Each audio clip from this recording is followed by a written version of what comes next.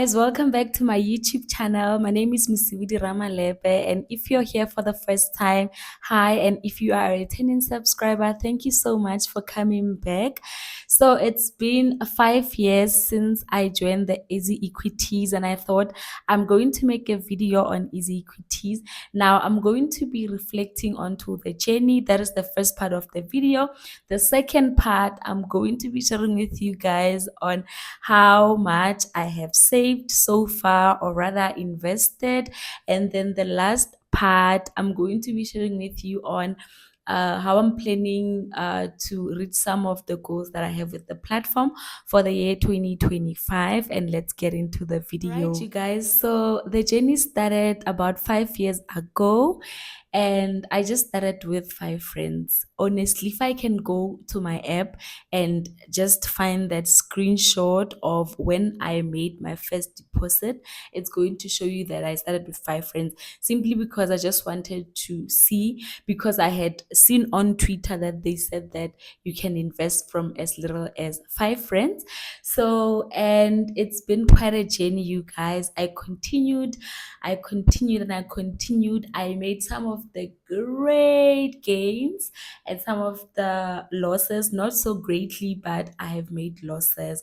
Now, in 2021, I fell pregnant, you guys. I remember it was so much. I had gained so much, and I was enjoying, because at the time I was still a student, and you know what, get the NSFAS and some of the allowances that I would get. So I would just put it, towards the EasyEquities. And I was even recruiting some of my friends, and I was sharing on YouTube to say, guys, let's invest in shares, let's build generational wealth. And that was that. And so I fell pregnant in 2021. You guys, let me tell you. So the mistake that I did was that when I was preparing for giving birth, so I didn't have a medical aid at the time. So I knew that I'm gonna go to a private hospital, and so I was going to be cash paying. So the money that I was supposed to save it aside for giving birth, I would put some of the portion into the EasyEquities, you guys. And I went on and on until the 9th month. And my last appointment with my gynae, we prepared for the natural birth, and I had put aside money for natural birth.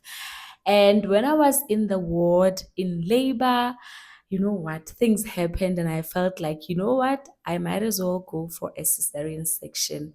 Now, where is the money for cesarean section? The money that I had was not enough for me to then also go to the theater. And if you know, before you go into the theater, you need to, okay, at least for me, I needed to pay the whole amount before I could give birth. And so it was very much too late, because now the money that I have is into shares.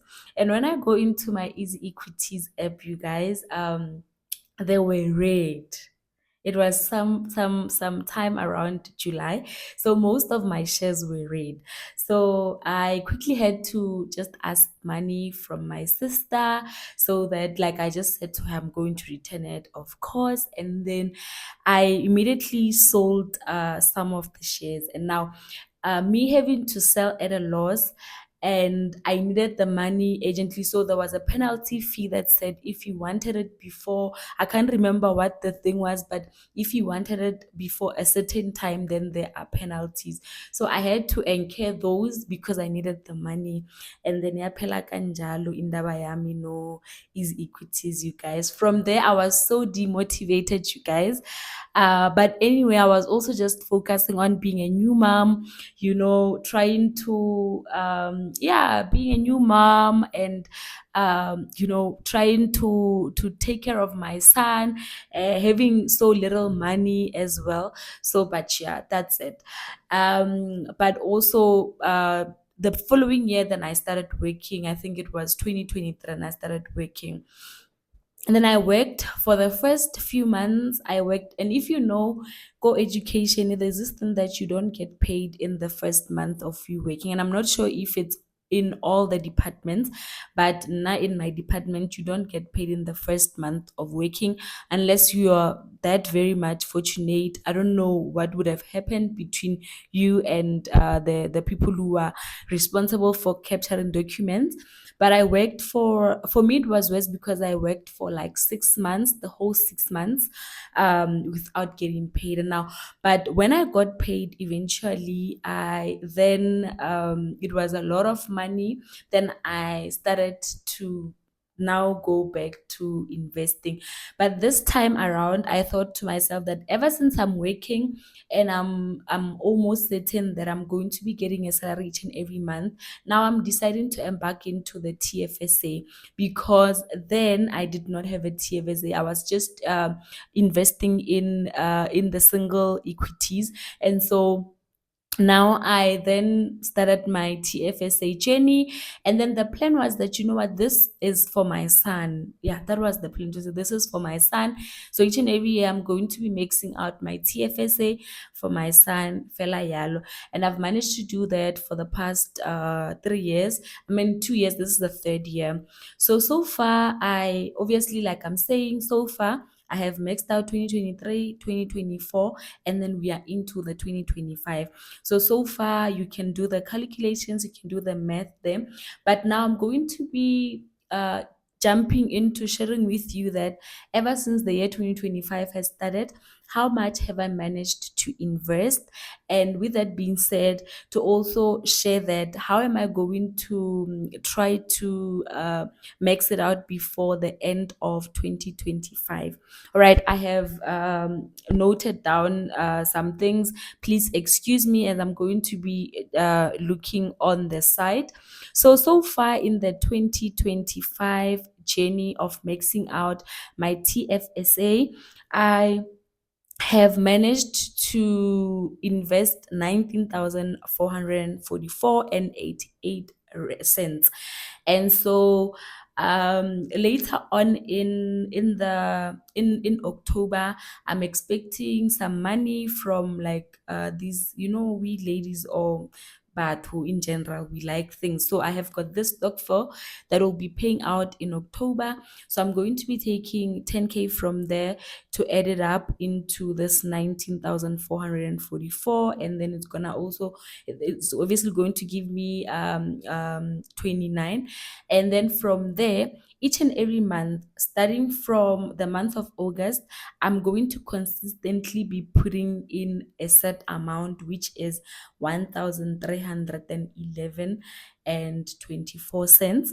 And if you multiply that by the remaining months until December, adding it with 10,000 that I'm going to be taking from my stock file, adding it into what I have saved or invested so far, then that gives me a total of 36,000 rands. And then by the end of this year, I'm going to then be sure that I have maxed it out.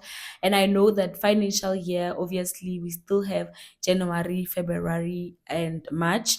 But I thought to myself, you know what, let me just end this year with it, mixing it out, and then next year I can take care of other things like my son's school fees, like groceries for the first 6 months. Okay, not groceries, but these things that we do, that we buy in bulk and all of those things.